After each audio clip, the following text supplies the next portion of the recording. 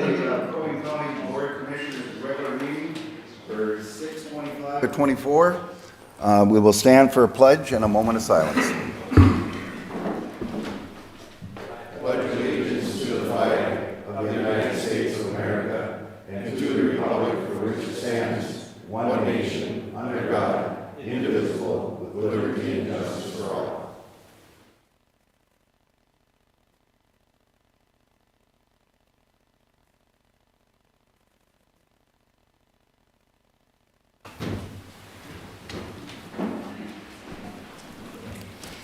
We will start with open forum. I see we have one open forum here, Jack Hale. Would like to come up and speak. Come to the podium, please.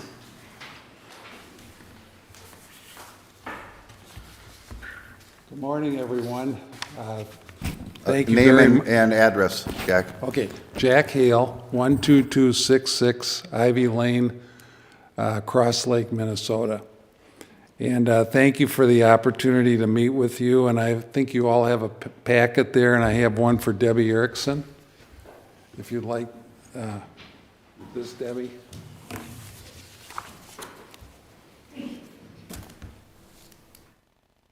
And I'd like to just read through the cover letter that I have in the packet to you. I submit to you the attached petition to limit the number of boats on the Cross Lake South Bay Sandbar, signed by 83 shoreline residents, and I would like you to consider two solutions to our problem. And just briefly, the problem is we have up to 150, close to 200 boats that park on a sandbar there that used to be an island, and some years ago. And in social media, I think Denny Hecker building his home on the South Bay attracted a lot of boats down there, and that island disappeared into a sandbar.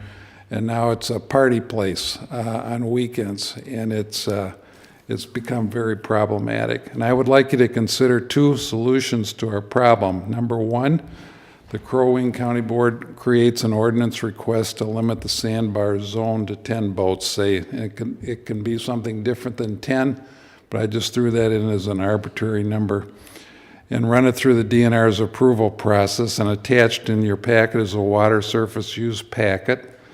And then the Water Patrol could act and enforce this ordinance. And this could be in place easily by next summer.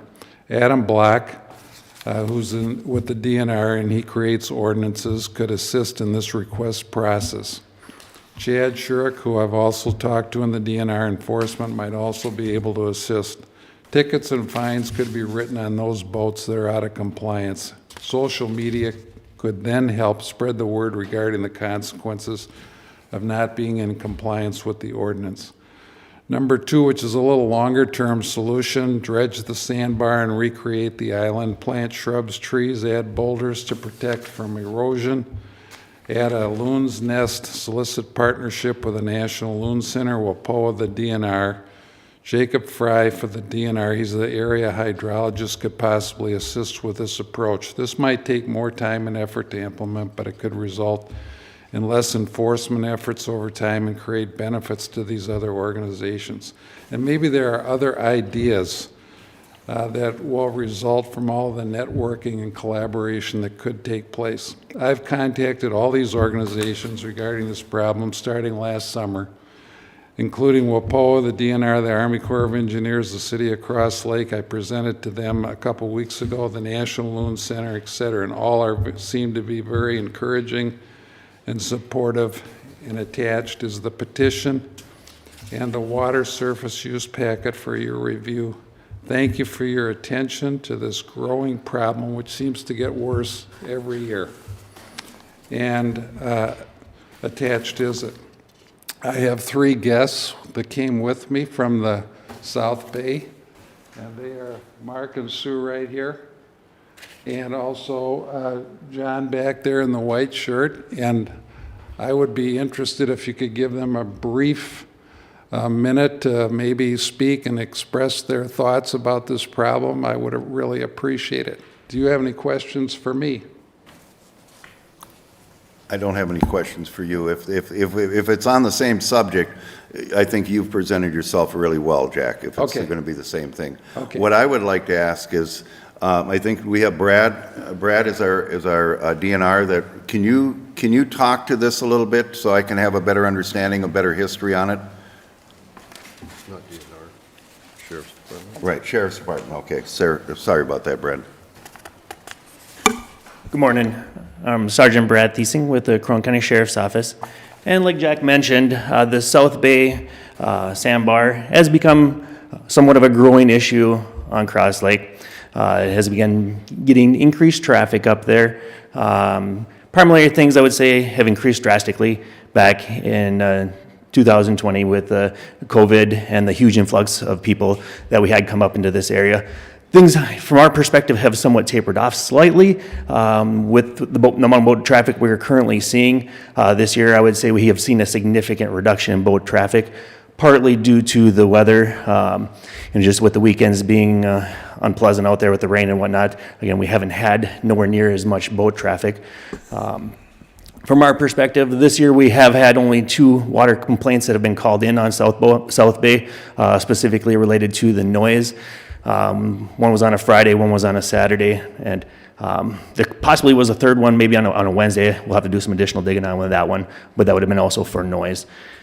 We do recommend whenever there is issues going on there that the residents call the sheriff's office. That helps us establish that paper trail of any potential problems up in that area.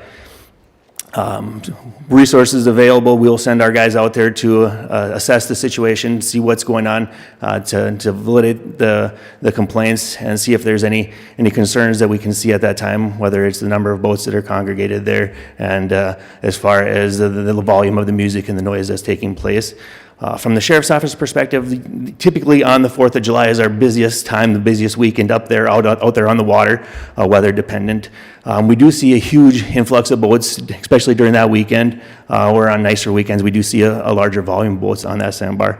From the sheriff's office perspective, we don't see an issue with getting emergency resources into that sandbar. It is it's somewhat elongated.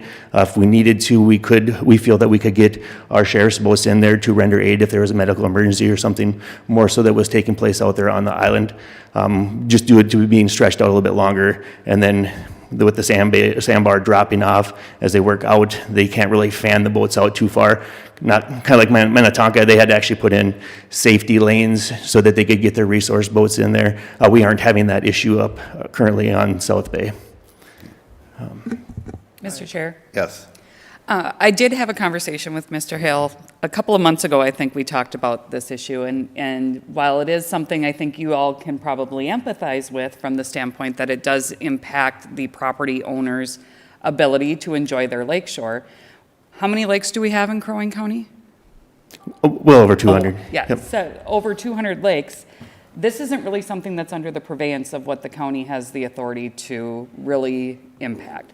While we could adopt a surface use ordinance as it's listed in here, really the activities that are occurring on the water fall under the purveyance of the DNR. The state, I'm sure the DNR was very willing to suggest that the counties could adopt some type of ordinances, but the state is really where some of these activities should begin with. And it's not really something that the county may want to consider at this time, because if we adopt an ordinance, we do not currently have the resources to be able to really enforce that type of an ordinance at this point. I think Brad and his team are probably already strapped with trying to hit the high volume areas. There are a lot of our lakes that are not even getting the impact of the Boat and Water Patrol. And while this is a difficult situation, it's probably not something that we currently have resources that we can make any impact on at this point. Mr. Chair, Yes, yes. I, for one, I guess I'm guessing you want some kind of an ordinance to stop people from having fun at the sandbar. Yeah.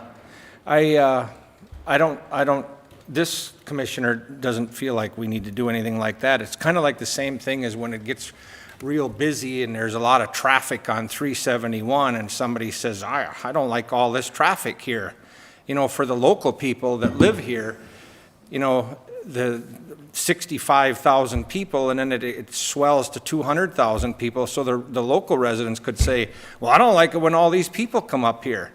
But that's our economy. That's how this economy runs up here, is because people come up here with their boats, they come up here to their cabins, they spend their money here. That's just like when people come and complain about Brainerd International Raceway that's been here for 60 years, and they say, I don't like the noise. That brings in millions and millions of dollars. So now, you know, I live on a lake, and there, on the 4th of July, yeah, there's a lot of jet skis, there's a lot more noise than normal.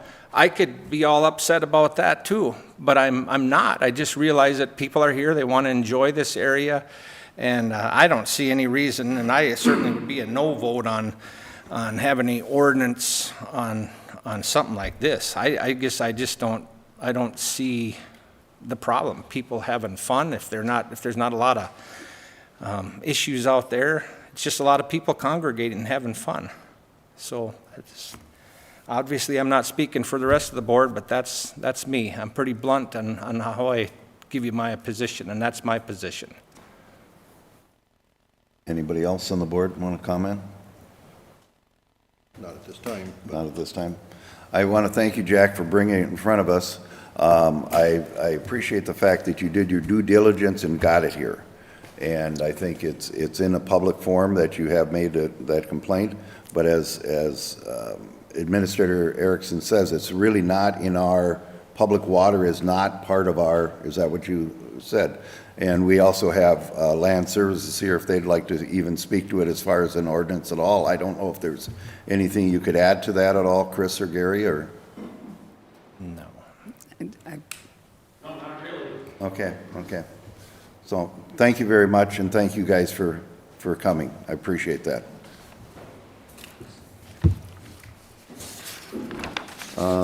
Review and approval of minutes. We have two of them here. We have the regular board minutes, and we also have the Board of Appeal and Equalization minutes. I think we should do those separately. Mr. Chair, I would so move that the county board approve the regular county board minutes from 6/11/24. Do we have a motion? Do we have a second? Seconded. Is there any discussion? If not, all in favor signify by saying aye. Aye. Aye. All opposed, same sign. Mr. Chair, I move that the Board of Commissioners adopt the I said, six... I didn't say motion carries. Oh, okay. I've got my notes here. It All says I right, have to say sounds motion good. carries. Motion carries. All right, if you're ready for another motion, I would Yes. move that the County Board of Commissioners approve the 6/17/2024 Board of Appeal and Equalization minutes. Motion made and seconded. All in favor signify by saying aye. Aye. Opposed, same sign. Motion carries. On to review and approval of agenda. No changes, Mr. Chair. Mr. Chair, if there are no changes, I would make the motion to approve the agenda as printed. Second. Motion and seconded. All in favor signify by saying aye. Aye. Opposed, same sign. Motion carried. Consent agenda. Mr. Chair, there is one change on the consent agenda. Item number 5.5 for the 2024 temporary on-sale liquor licenses. This is for the VFW and the American Legion at the county fair during the week of the fair. Temporary licenses are only issued at a maximum of 3 days. The VFW and the Legion have partnered over the past couple of years to, one will have it for 3 days, one will have it for 2 days, to ensure that they are providing that service at the fair for those folks who wish. What you see on the request for board action is the date of July 30th through August 3rd for both licenses. Technically, that was a typo, and it should be July 30th to August 1st for the Legion, and August 2nd through the 3rd for the VFW. So we'd just like to correct those dates that are listed on the RBA. Do you want that as a separate motion, or I can we don't just? need it as a separate motion, Okay. I just wanted to bring it to your attention. Okay, anything else on the consent agenda anybody'd like to bring up? Mr. We have a motion to. Second. Motion to approve with changes. We have a second. All in favor signify by saying aye. Aye. Opposed, same sign. Motion carries. We go on to community services.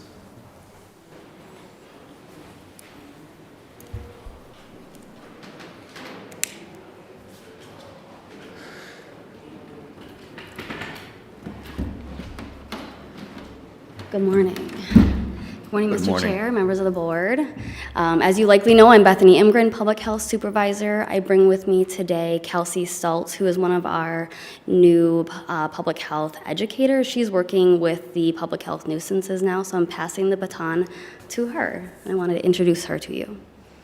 Good morning. Good morning. We have been working on a public health nuisance abatement case on the 5,000 block of County Road 138 in Garrison, located at parcel 880-10675. Upon investigation of this property, we did find public health nuisances do exist. Public health is concerned with the accumulation of inappropriately disposed of household items and debris. There are additional concerns between public health and environmental services on the lack of a working and certified holding tank. As you can see in the photos, the property is on a steep embankment leading down to a wetland. Due to the non-compliant holding tank, we issued a cease and desist on May 31st. The property owner stated that they had ordered and received a porta potty, but no confirmation was submitted, and it was not found during site inspections. The property owner has been notified via posted and certified letters of the need for abatement, and they did not mitigate the concerns within dates and deadlines we provided. We're asking for approval to move forward with abatement utilizing solid waste funds. And Mr. Chair, this is in my district, so could you just, I know, but for the public, now what will the abatement process be? What will it, so we'll hire somebody to come in there and clean it up, and then it gets put on their property taxes? Can you just explain how the process works? Sure, so we will work with a contractor to come out and do the cleanup. We'll look for public health concerns. We do have a little bit of issues related to this property just because of the closeness to the road and also that steep embankment on how we can get an excavator in and out. So we might have to utilize additional manpower. It will go on their property taxes for 5 years, which we believe is probably the best way forward for this property owner in general, just to ease in the financial burden for them. And then at that time, if they're not able to pay it back, it will go into tax forfeiture. And Mr. Chair, I would just say that, can I speak? Yep, you may. I would just say that I hope that when the public sees this more and more, that the board is approving cleaning up some of these messes, I hope it sends a message to the public that this is not going to be tolerated. This destroying land, you know, somebody will say, well, that's my private property. Yeah, you're destroying it for the next generation that comes along. And I just, Crow Wing County is just not going to stand by and let people destroy property and damage, I think, the wetlands. And so, you know, the word of the day I told the county administrator is vexing. This is quite vexing as far as I'm concerned. Vexing. Vexing, do you know what that means? Frustrating. Oh, okay. Very frustrating. And so I'm excited every time we come with one of these that we're going to clean up, because I just think it just makes Crow Wing County a much better place once we clean these places up. If you recall back when there was a place that had 200 rats, I mean, really? That's crazy. Anyway, so, Mr. Chair, if there's no more Yes. comments, I would move the resolution that the County Board of Commissioners adopt this resolution declaring a public health nuisance at the address 5735 County Road 138, Garrison, Minnesota. Second. Motion made and seconded. All in favor signify by saying aye. Aye. Motion carries. Thank you. Thank you. Thank you. Forgot to say opposed. Facilities manager. Looks like you got a big list today, John.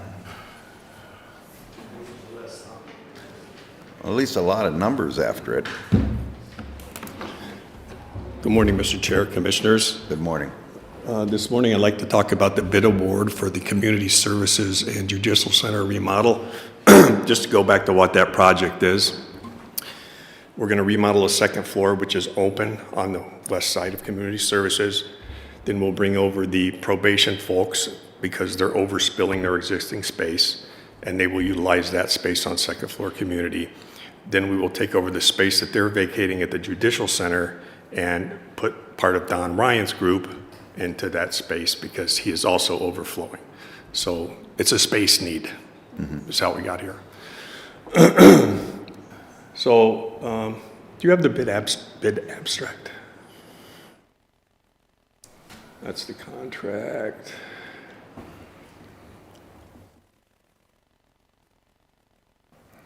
Mr. Chair, while we're looking for that, can I ask a question? Sure.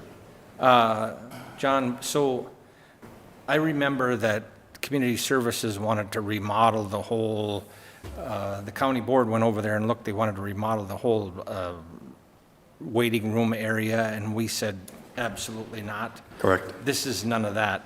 None of that. Because I just asked Debbie, and we talked about this, but it's been a while since we've talked about this. We haven't talked about it recently, so I'm just trying to refresh my memory. No, this is, that last project we discussed was only on the first floor Yeah. of Community Services, and this is just on the second floor and has nothing to do with the previous discussion. Okay. So, Mr. Chair, so this is because Corrections is moving from Don's building over to the other building, and to create space for them, we have to do this remodel? Is that right? Correct, yes. Okay, and that's the only reason? That's the only reason. Okay. Is there any other security issues at all when they're moving over? Is there anything to do with the? It's a different clientele that will be coming That's what into I that was just- meeting, and yep. we're discussing about that, how to handle that as we go forward, and also we be part of the physical security needs assessment that we talked about, and that will be discussed heavily in there, so. Yeah. So we had 5 bidders attend the pre-bid meeting. We had 3 bidders participate. We did choose to use the best value approach on this project because of its complexity. And when I say complexity, I mean the contractor's going to be touching all of our infrastructure, HVAC controls, fire detection, smoke suppression, video monitoring, duress system, card management. So it's a complex project, right? A lot of moving parts. So we decided to go with the best value approach. So you can see here, cost is 30 points out of 120. PPI, which is past performance indicators, which they fill out a form for us. And this is all in the bid packet explained to them. Risk assessment, what risk do they see in the project as far as climate control, material transport, those kind of things. And then value added options, we asked them to, or give them the opportunity to make recommendations to where they could add value, not just reduce cost, but maybe add value to the project. And that might be climate control, it might be how they get materials in and out of the building, it might be scheduling noisy work after hours, so they have the opportunity to express adding value there. Local presence, do they work in the community? Do they have ties to the community? Do they work in surrounding communities? Do they use subcontractors in the communities? What's that like? And then they're invited to an interview, and they're automatically given 10 points for attending the pre-bid meeting. That's kind of a gimme. This is done by a panel of 5 employees of Crow Wing County, this whole evaluation and scoring and interviews. So it's not me making the decision, it's a panel that each member fills out a scorecard, and this is where we end up. So you can see the high score here is high-tech construction, and we would like to have permission to award the bid to them, but I'm here to answer any questions about this or the process. So a question, Mr. Chair, on this. So I guess first I was wondering how it worked, but now I see that the total amount of points that you could have is 120, and High Tech has got 103. They're the highest. So I'm guessing that by state statute, we don't have to accept the lowest bid. We can just go by this point system? Absolutely. Okay. Yes. Mr. Chair, Yes. the best value procurement model is authorized in state statute. There is some education that has to go into effect, so John and his team are required to take an education class on how to apply the best value procurement model, and it does take into consideration all these multiple factors that you're looking at here. So it is another opportunity and an avenue that we have for procuring services, particularly construction projects like this, that gives us the opportunity to consider all the issues that are surrounding a project. So then, Mr. Chair, so then, John, so after this remodel is done, I would, and then the remodel down in the basement in land services, oh, Lord, I hope that's all the remodeling for now. I mean, it just seems like we're just constantly remodeling, and it just, a lot of money to me. It is a lot of money. It is a lot of money. Yeah, our needs change, our employee count changes over the years, and that's what is driving this. It isn't that we just want it to look different or feel different. It's a real space need. So then, Mr. Chair, so then, John, on, let's just say that the remodeling down below in the basement of land services, and then if they put the lunchroom down there, then where the lunchroom is now, then that would be a remodel for offices there, then that'd be another remodel, wouldn't it? Potentially, but Gary and I have talked in depth about that, and that might turn into more of a meeting area, a meeting room that would be dedicated to staff. There's actually a couple meeting rooms there, the Oak Room, and there's another one, so you'd need another one? That's what I'm being told, yes. It looks Everybody like- from land services looks like Hillary Clinton with their head going like this, so, yeah, okay. So these are projects that are in our CIP, though? They're in our That- CIP. That have been identified earlier, that you're planned on looking at, and now they're just coming to be enacted. Yes, we've been working about 9 months on the design and bidding and evaluation of this project. And the It's- money is in our budget already. The money for is it. in our budget. The bids are surprisingly lower than I was anticipating. Yeah, it was a great surprise. They're about 10 I to look at 15, the they're about numbers. 10% lower than I was anticipating. Yes. So, Seeing how it involves the county attorney, and since he is here, I would like him to weigh in on this. And Well, excuse me, actually, the conference room, when we initially built our space, I've converted that to 2 workstations.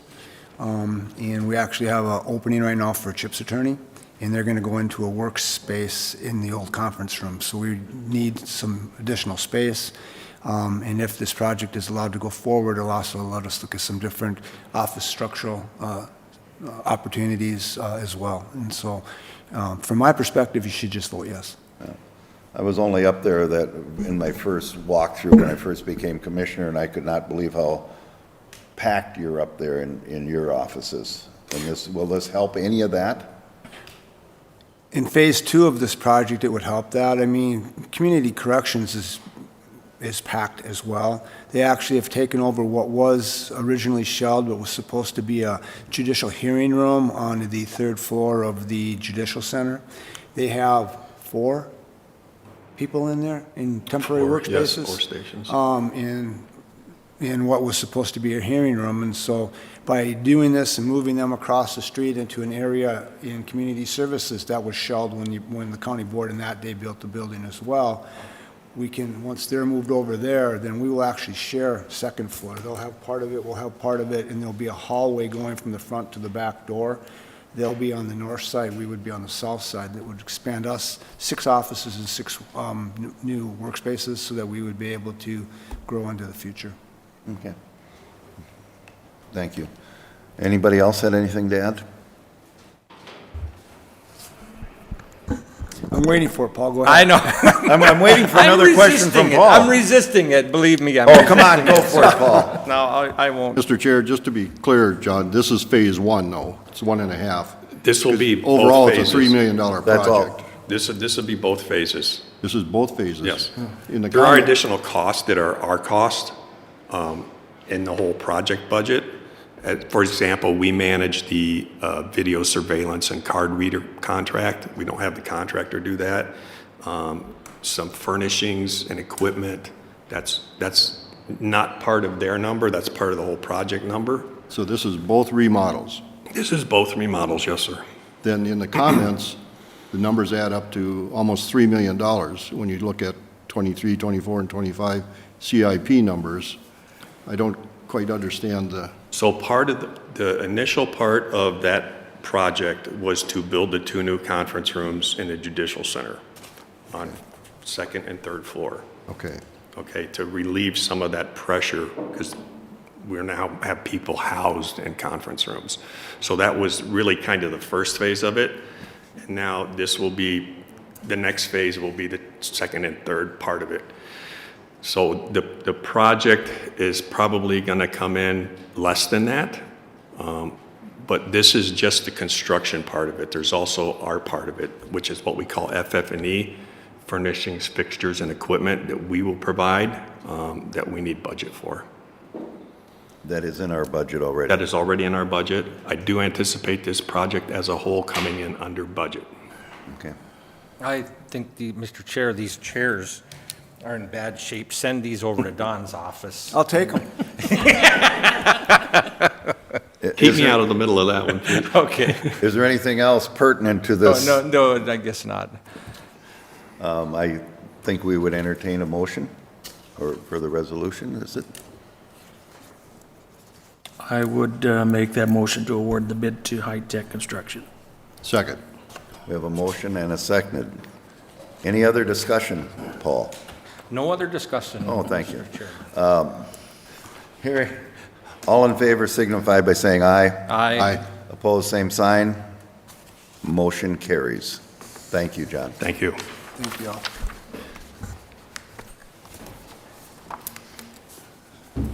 Now we have the county sheriff coming up to talk about the armor equipment.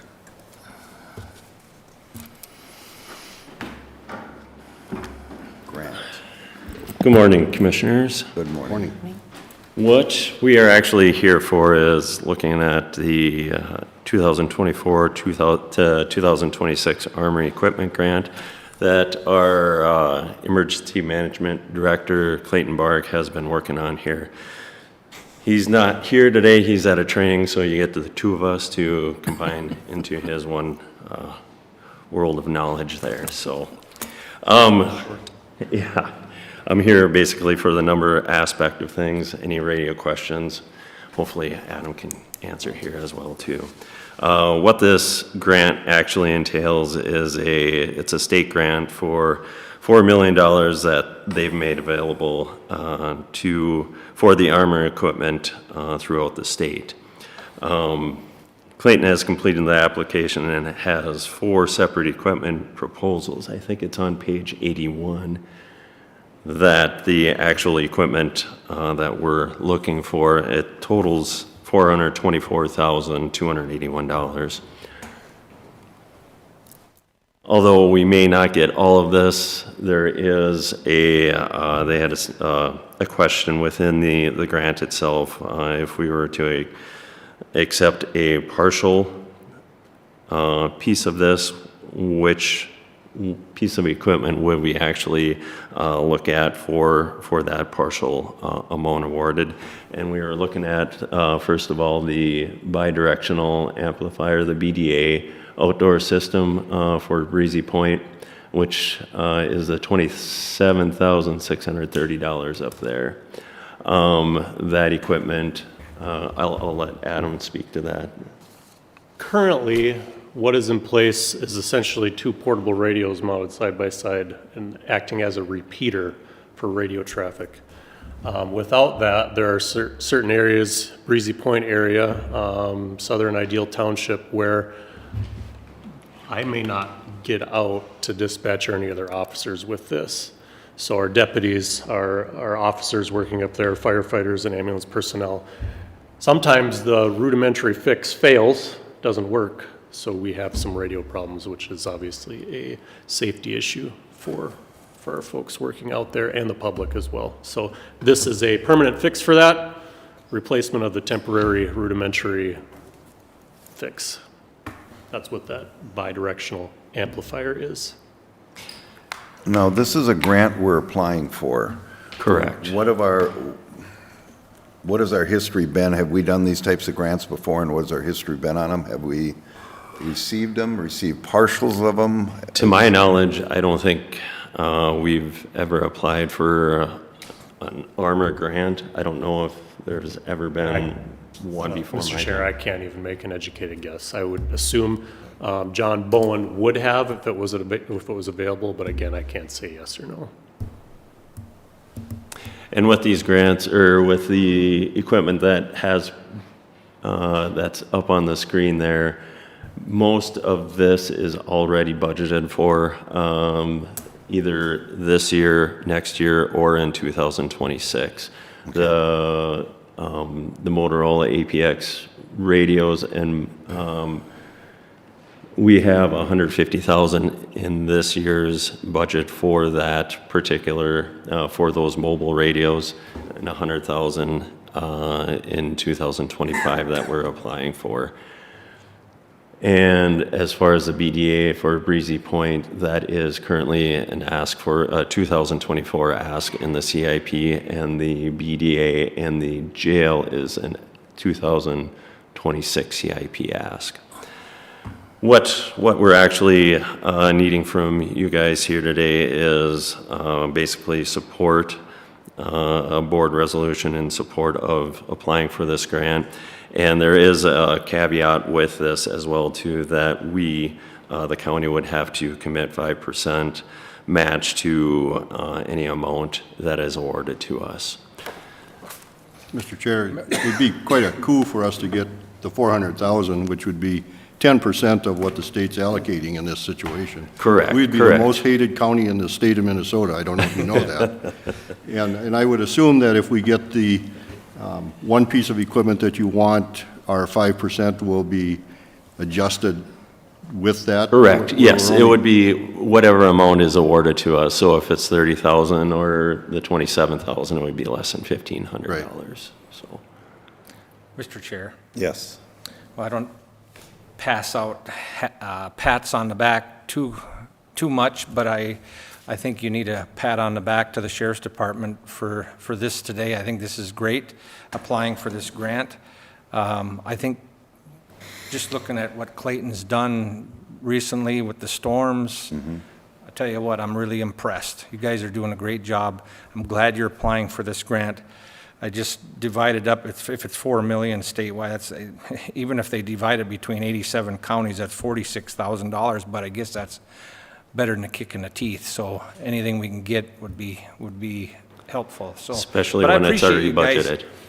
This shows me, and I think it shows the county board, you're trying to look outside of the box rather than going to the taxpayers and the property taxes all the time.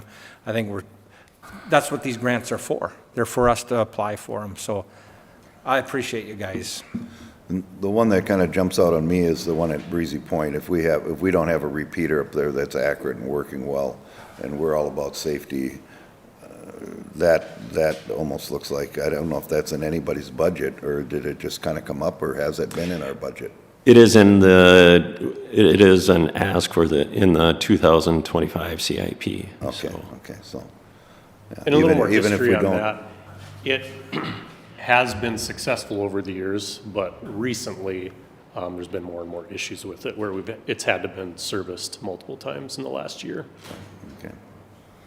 I don't have any other questions. Anybody else on the board have any Mr. questions? Chair, if there's no other questions, I would move the resolution in support of the 2024-2026 Armor Equipment Grant application. Second. Do we have a second? A second, okay. Hearing any other discussion? If not, all in favor signify by saying aye. Aye. Opposed, same sign. Motion carries. Thank you, guys. Thank you. Nice presentation. Another emergency management news, I'll pass it over to the sheriff in a moment, but Clayton, as was stated by Paul, is doing a marvelous job. We're still documenting all the costs, and all those costs incurred are still coming in prior to submitting all of the state. So if you have any questions on that, we're still getting data, and I'm sure costs are still being incurred by people recovering from the storm. So. And he is also working with, like, in Ideal Township, or, I think Ideal was hit pretty bad up there as far as working with their staff and getting all that together. Yep, Clayton, absolutely. doing all that. Okay, Yes, that's sir. great. Okay. Thank you very much. Thank you. County Attorney. No, Sheriff. Sheriff, got anything?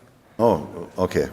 Sheriff, do you have anything? Would you like to come on up? I was trying to See, get I'm you off looking out today. for you. I'm looking out for you. Always looking out I for you. I was was trying to- I got your back. I was trying to, I had your back there, but. Oh, I had his back first. You've already said, and I just wanted to shout out to Clayton as well, and he's done a great job. He's really been, he's been a great pick, obviously. I want to also appreciate our staff at the sheriff's office. I mean, they're always making me look good. These guys are rock stars, and I sure 100% appreciate them more than I can even say. So you guys are in good hands, and we're busy. It's summertime, and things are going really well, and we feel like we're full staffed to cover all the shifts and all the events that are happening out there. So I appreciate you guys, and I appreciate our guys here. So Thank you, Sheriff. thank you. Now, County Attorney, do you have anything? No, don't have anything for you, but other than what we talked about today, I can't answer any questions. I apologize for the coughing. I was actually out sick most of last week, but I'm not contagious right now, just so you know. So, Mr. Chair, I do have a question for Don. So, Don, I just was thinking back a few years ago, you know, the whole COVID thing and all that, and the backlog of cases. Just kind of curious on where you sitting on this. Is there a backlog anymore? Are you caught up, or are things going good? Well, according to the Chief Justice of the Minnesota Supreme Court, the entire COVID backlog has been cleared. It She has. was in the paper 2-3 weeks ago, making a statewide announcement at a press conference down in the Twin Cities. From our office, I believe that we're mostly caught up. I mean, there's a couple of old cases, but there's always cases pending, and in the prosecution business, you're always playing catch-up because something has to happen in order for us to react to it, to initiate the prosecution. But I'd say right now, we're in good shape. Well, that's good news because, you know, I mean, in the past, I mean, we've had our differences, but we seem to, that's one thing about it, we seem like we're all playing nice now, so, and I hope that continues on. So, and I think your staff is doing an excellent job. Stephanie, I know that I've worked a lot. She calls me, it tells me if there's anything in my district. I really appreciate that. You guys are, it seems like I'm doing a lot of thanking today. Usually I don't do that. But, I don't yeah, I know, understand but that. I just, Could you check his forehead? Is there any other questions from the board? no other questions. Or comments for the If I attorney? may follow up that, though, I mean, you know, thank you, Paul, and I thank the board, too, and former board members who maybe aren't here at the moment, but by allowing our office to grow, we've been able to create some specialties, like ACA Stephanie Shook, focusing just on highway and land department type civil legal issues, and you're starting to see that pay off more and more, like with what's coming here today. And I know we're able to focus more on the highway department and some of their legal needs more than we've been able to in the past. And so, like with this project, as it continues forward, that's going to be some part of that analyzation as well, to see how we can maybe even enhance that further. Thank you. Thank you. County Administrator, I think you're up next. Mr. Chair, we did not have a senior management team meeting yesterday. Lack of agenda items. We don't meet for the purpose of meeting, just in that regard. I do have one other additional item today. At a previous meeting, we had discussed the need to look at cannabis regulation or begin the discussion around that. And there's been some talk across the state of folks adopting moratoriums to prepare for needing to have some type of local regulation around cannabis. Previously, we had recommended that perhaps we look at the same. I'm here today to ask you to authorize us to move forward with actual ordinance creation now rather than looking at a moratorium. There are a couple of things that have come to light in the past week or so, mainly around the fact that the State Office of Cannabis Management did release their local government guide late last week, and it did include better guidance for counties and municipalities and how to address our role of what we will be seeing and tasked with. It also included a model local ordinance that could be adopted. We had previously met with Land Services team, County Attorney's team, and started looking at what a moratorium would look like. We think that we can get to ordinance status just as quickly. There are three components that the local governments are going to be responsible for when it comes to cannabis regulation. While the licensing itself will be done through the state OCM, Office of Cannabis Management, the applications have to be vetted through the local government to ensure that they are meeting compliance with zoning ordinance. So when an applicant is pre-approved by OCM, that will then come to the local government authority for certification of zoning compliance, and this is where our ordinance would govern in that regard. We will have 30 days to provide notice as to whether or not the ordinance meets our local restrictions, and if it does, then OCM will continue with that licensing process. If it doesn't, then they would not issue that particular license. This would pertain to any of the types of licensing, whether it be retail, cultivation, manufacturing, etc.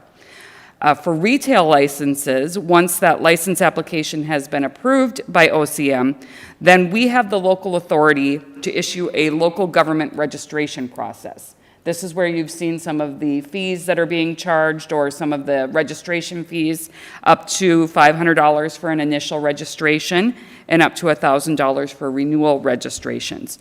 This is also where we would have the opportunity to ensure that property taxes are being paid, similar to what we're requiring in our local liquor and tobacco ordinances as well.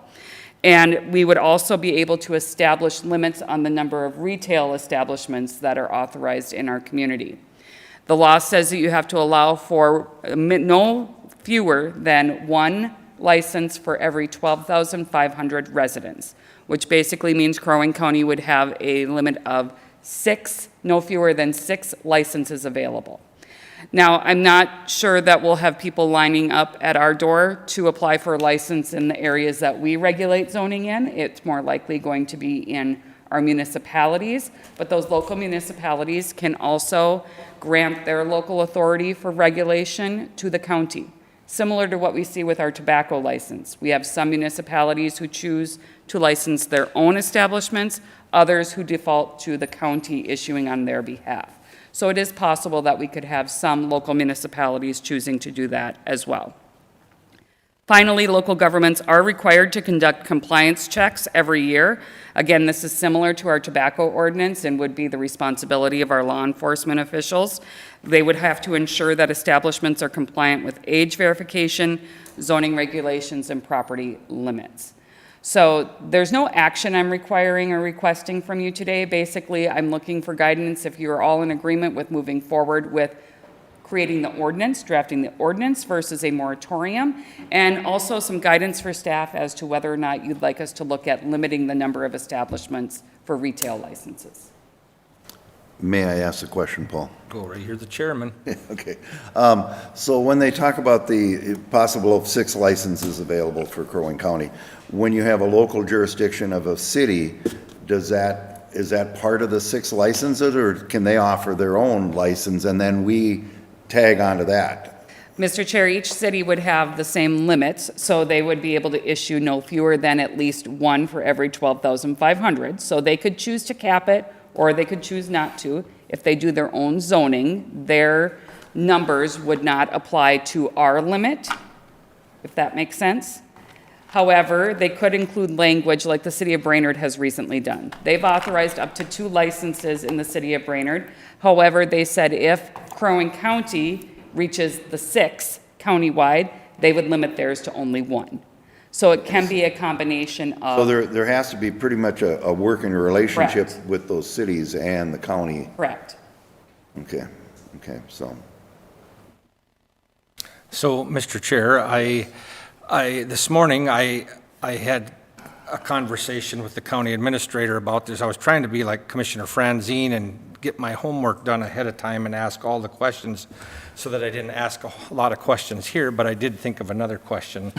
And it kind of reminds me of a former Commissioner, Mary Cope, who always used to say, I can remember going on her radio program and she'd say, well, let me be the devil's advocate. Well, and I'd always say, do you have to? But so a question I just thought of is, what if we don't want to have any of these places? Do we have to? It kind of reminds me of the flag.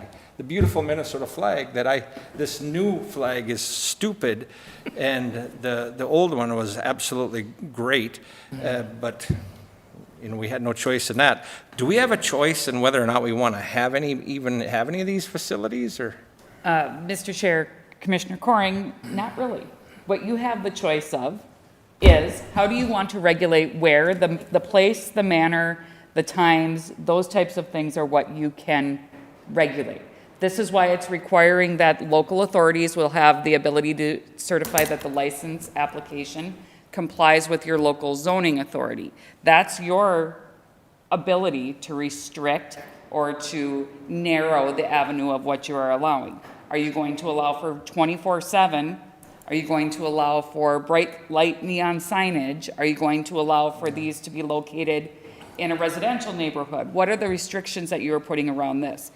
If we do not have an ordinance, if we do not have a local ordinance, and we do not respond to the request for approval as to whether or not it complies with the ordinance within the 30 days, the state has no delay then in issuing that license if it's requested.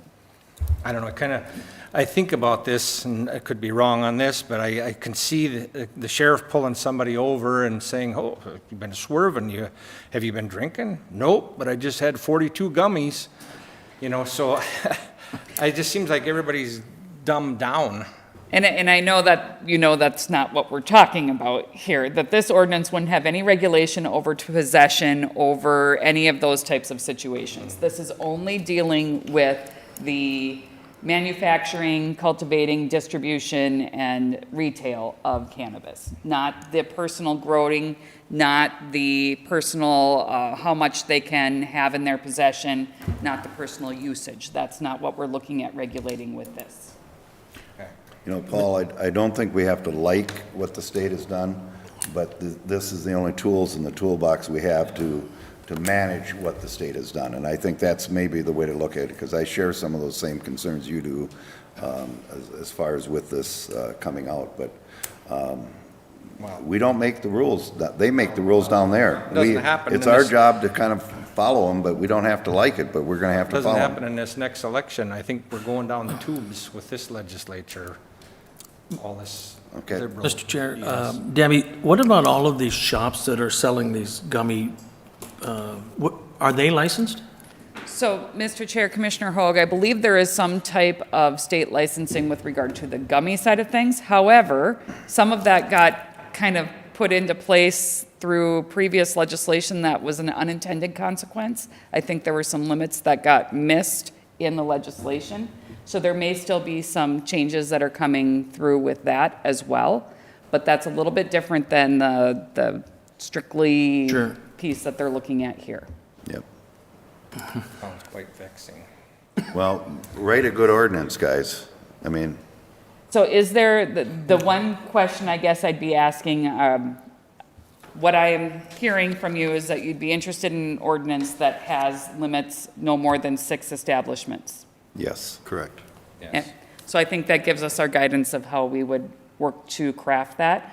We will plan to have something to you for your review, hopefully no later than the August Committee of the Whole meeting, and then go through that adoption process. Thank you. Licenses will begin, they're opening their pre-approval lottery, if you will, shortly, the beginning of July, and then licenses, actually, you need to have everything in place by the end of 2024 because the licensing process will begin in January 25. So that will be our goal. We'll have it adopted by the end of the year. Any other comments from board for Deb? No other comments, but could I, if Yeah, you're I'm sure moving you on could. to additional business, Mr. Chair, could we have just maybe a brief update from our county engineer? I see he's sitting here. I did talk to a friend of mine who works for Anderson Brothers, and he said, I'm just dumping a load of asphalt up at 3 and 4, so I'm assuming they're, well, then that means they're tarring the roundabout, but maybe an update on our transportation system in the great county of Crow Wing would be probably good idea. Would that be all right? Tim, please come up to the front. You're cordially invited to come to the mic. Well, thank you. Thank you for asking, Commissioner Coring, Chairman. Update, you're right, we're getting into the stages where we're going to be paving the roundabout 3 and 4. It might be what you see is the auxiliary lanes or the lanes that are up there. A lot of the concrete is in place. Because of the weather, we're expecting a couple-week delay for the actual completion of the roundabout. We've explained to the public that we're hopeful it's going to be by the 4th of July, but because of some of the delays, we're looking at a couple extra weeks. After the roundabout is done and open to the traffic, we're going to still have construction up past Clow, the Clow stamping up there. So there'll still be some pavement. That'll be work to be done. That'll be done under traffic. So we're hoping within a couple weeks after the 4th of July, we'll have that bypass lane gone and then the roundabout open. County Road 115 is moving right along. We're hoping to have some curb and gutter within the next week or so. We'll start to see that out there, and we're not going to be before the 4th of July again, kind of for the same reasons, but we're on track for July completion. On July 8th, we're going to start in Cross Lake, so the 3 and 66 intersection and pedestrian improvement project, and that will run through October. And we have a contractor on board. We have a pre-construction meeting tomorrow, and we're... That one you have on that update, right? People can sign up to be on the Cross Lake one for the updates of what's happening and when and time. Have we had a pretty good amount of people wanting to keep track of that one yet? I haven't checked in with Darcy. Darcy, with our emergency manager, also is involved with that. We've solicited people to sign up through a QR code. I know that I've distributed flyers around Cross Lake. It has been an asset for us on County Road 115. My phone and my watch buzz about every day with an update that goes out to residents. We encourage those that have not signed up for the Cross Lake Everbridge, I believe it is, to sign up for that so they can get the updates, because it'd be a very dynamic situation up there. So I think I'll have to sign up for that one. the other project we're hoping in August will be the Deerwood Cutoff, CASA 12, and that will be pretty much done under traffic. There'll be a slight detour, I believe, for our left turn lane construction at Rice Lake Construction there. And you'll see some seal coating where there's a couple roads out there where the aggregate's down, but we have not fog sealed it. You'll know when they're black.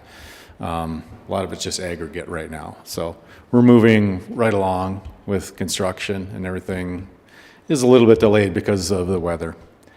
Speaking of the weather, we're tracking about $30,000 worth of tree removal, primarily County Road 111. And then also only about $5,000 or $6,000 worth of washout damage. So nothing major like you might be hearing on the news from Duluth and other areas. And maybe just a tick above normal. We chased trees all summer, fall.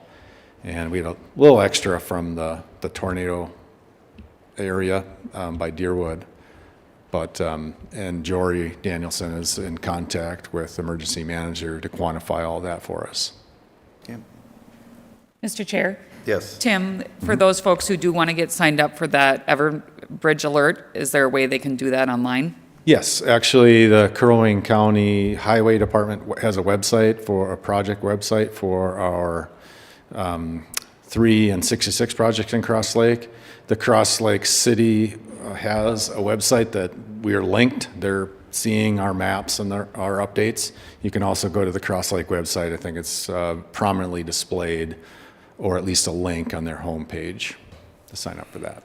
Yeah. If you need help, anybody needs help, you can call the highway department to receive help to get signed up for that. Okay. Thank you, Tim. Anything else from the board for Tim? Nope. Okay. Thank you very much for the update. Any additional business did you have other than this, Tim? Paul, do you have any other additional business? Mr. Chair, I'll make the motion to adjourn. Second.